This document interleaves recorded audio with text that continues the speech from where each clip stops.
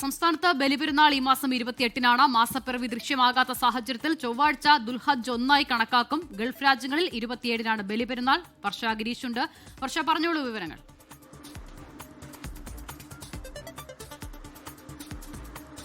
അസിത, അനൂപ്, കേരളത്തിൽ ബലിപെരുന്നാൾ മെയ് 28-ന് ആയിരിക്കുമെന്നുള്ളതാണ് ഇപ്പോൾ ഗാസിമാർ നൽകുന്ന വിവരം.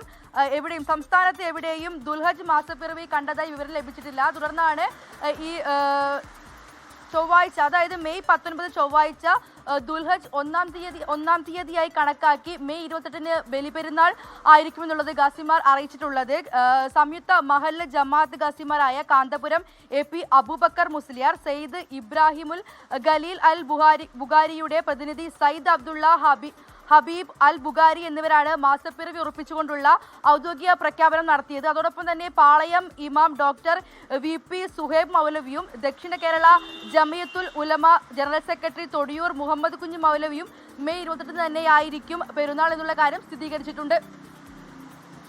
ശരി, വർഷ ഗിരീഷാണ് വിവരങ്ങൾ നൽകിയത്.